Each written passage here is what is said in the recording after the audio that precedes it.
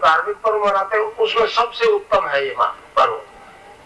गुरु शिष्य परंपरा के हिसाब से सबसे पहले व्यास जी ने अपने शिष्यों को दीक्षा देनी शुरू की थी, तब से ये पर्व मनाया जा रहा है इस पूरे देश के अंदर। और हमारे दर्शन का एक सिद्धांत है, गोविंद से मिलना है तो गुरु के मार्फत ही मिला जा सकता है, डायरेक्ट संभव नहीं। एक सिद्धांत है, बेसिक सिद्धांत। तो उसी हिसाब से ये पर्व हम लोग मना रहे हैं।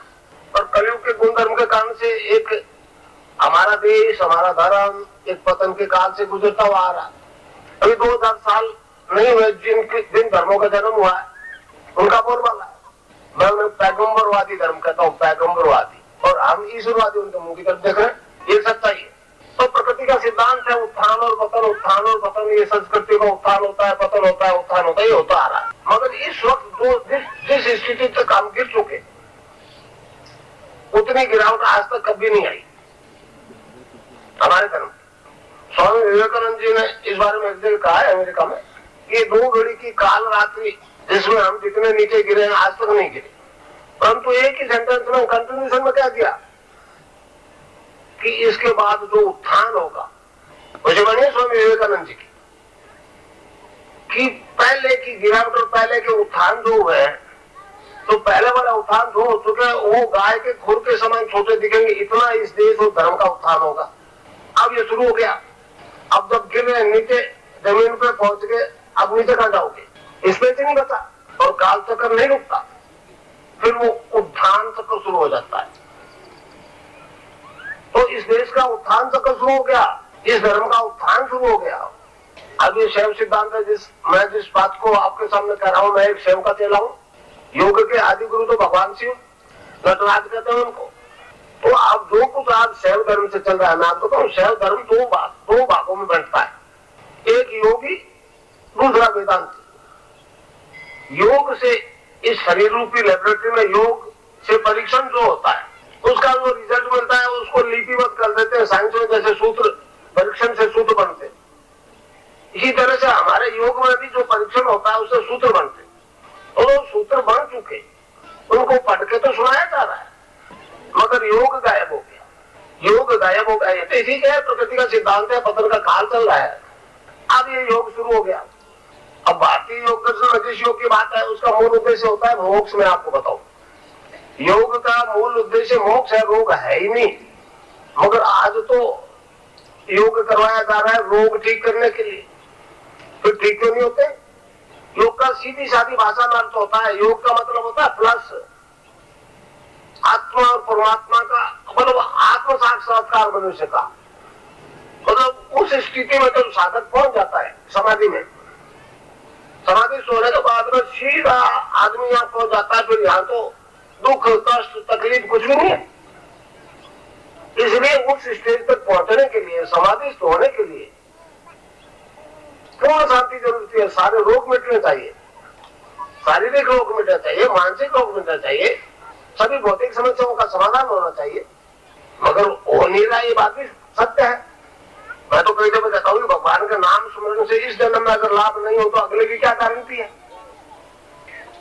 वास्तव में क्या है कि ये गुरुडा में कैसा पैसा है, इसमें इन्वेस्टमेंट एक पैसा का नहीं है, नेगेटिव प्रॉफिट है। हाथ उठा कर आशीर्वाद दे दिया, छुट्टी कर, और जितना रख जाओ तो बदनाम हो गया।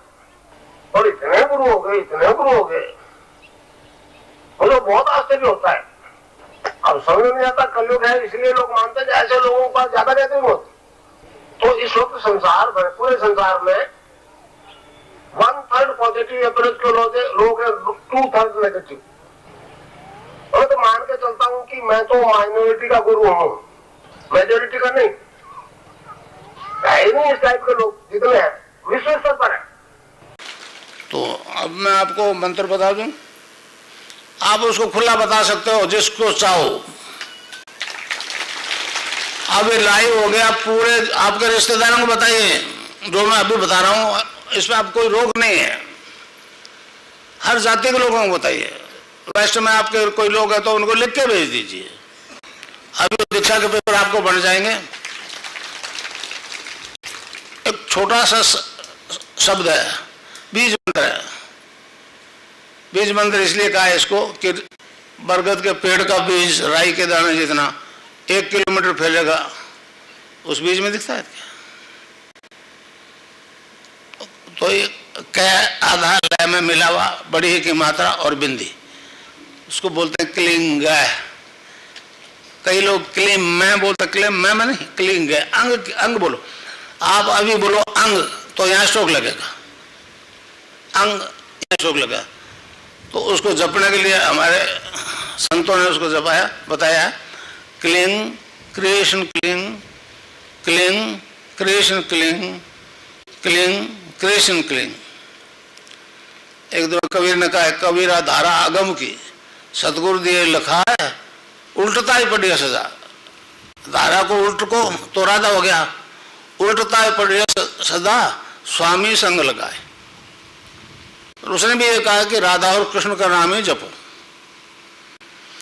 तो अब आप जपो क्लिंग कृष्ण क्लिंग, क्लिंग कृष्ण क्लिंग, क्लिंग कृष्ण क्लिंग। खिचड़ी भी लगेगी। अभी ये पर्चे बांट देते हैं आपको छोरे, पर्चा कोई देख ले, आप बात नहीं। आप सबको कह सकते हो कि ये जपो क्लिंग कृष्ण क्लिंग क्लिंग। आप जपो, आप खुद कह दो। आप जब बताओगे तो मुझसे जुड़ जाओगे ना, आप नहीं फिर मैं बोलूंगा। पर्चा लड़के को दे दो।